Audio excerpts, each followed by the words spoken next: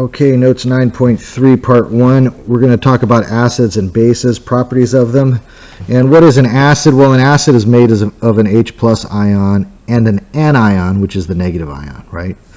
In an aqueous solution, acids dissociate or ionize into ions. So what happens is that H plus will break apart from the negative part of the molecule, okay, from the anion. So let's go ahead and practice naming them.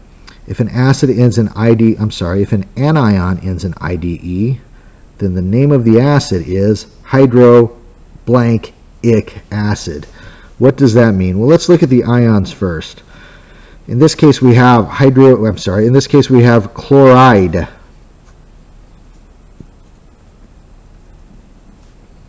Chloride ends in IDE. So what we have to do is take the chlor part and insert it into the blank here. We get hydrochloric acid.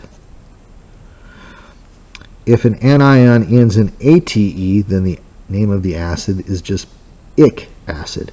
So in this case, this is sulfate.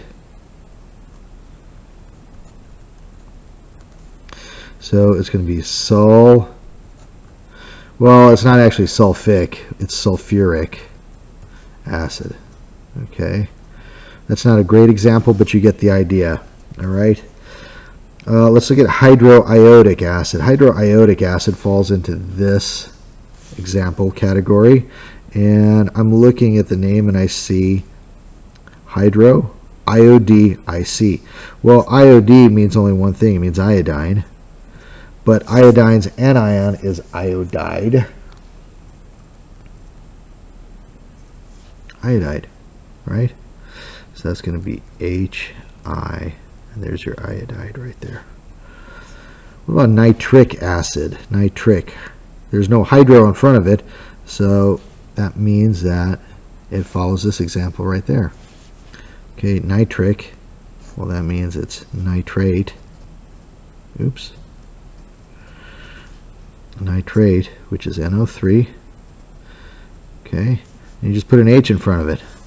Remember, that's what an acid is. It's something that has an H in front of it. So HNO3 is nitric acid. Okay? That's how you name. That's a very oversimplified way of naming acids. And you'll get more practice on this on your worksheet. Okay? So let's talk about some properties of acids. Acids turn indicators different colors. So an indicator might be litmus paper. And hopefully you guys have all seen litmus paper, although we didn't use it in this unit. But I'm sure you guys have all seen it at some point. Now, what happens to litmus paper? Acids turn litmus paper red. What do bases do? Bases turn litmus paper blue. Oops, excuse me, my lights went out.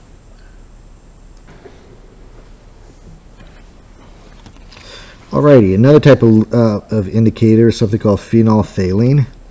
And, you know what, I don't know if we should worry about this. Well, I'll tell you what it is. I don't know if it'll be on the test or not. But in phenolphthalein, acids are colorless, and bases are pink. Universal indicator, again, another type of indicator. We're going to skip that, but we did use cabbage juice, so let's focus on that.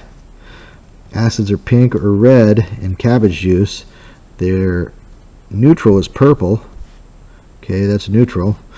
And bases are green-blue. Some examples of common acids and bases are here, and you guys can read through that on your own. Acids taste sour. Bases taste bitter. Acids react with bases.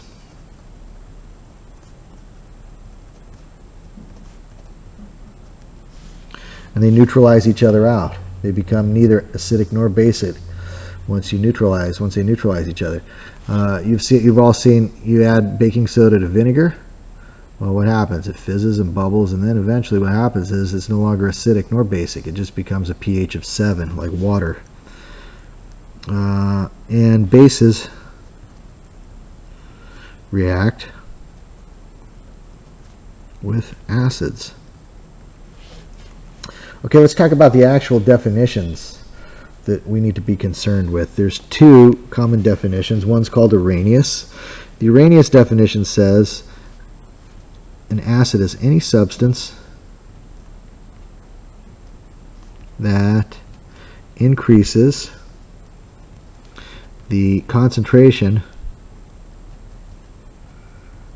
of H plus ions in water. Okay, the concentration of H plus ions in water, and be sure to put that bracket around there. Okay, brackets in chemistry mean concentration. Here, let's go ahead and do this. I'll put a little asterisk here. Okay, brackets in chem means concentration of. Okay, that's what it means in chemistry. When you see brackets, that means the concentration of. Okay, so bases are any substance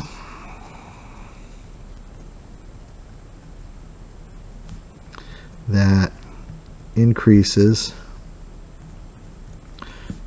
the concentration of OH minus in water. Any substance that increases the concentration of OH minus in water is a base.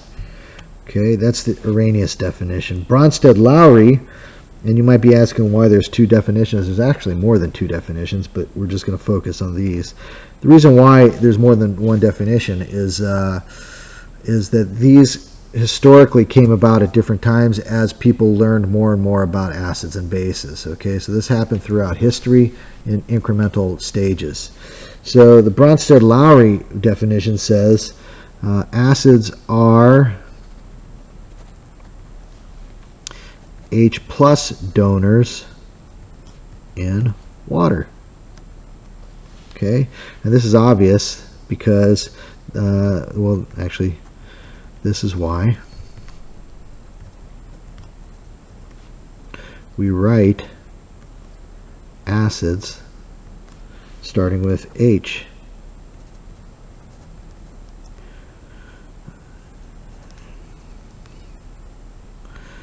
With H, okay? That's why we write acids beginning with H, okay? Because we give these, when we write the dissociation equations, we give this, the acid will donate this H away, okay?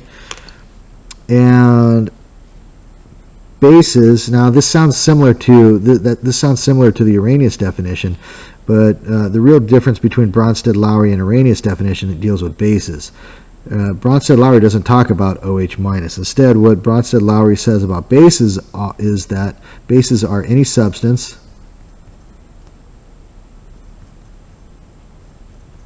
that accept H plus ions. Okay, and that's Bronsted-Lowry. And I believe that's all you need to know for this.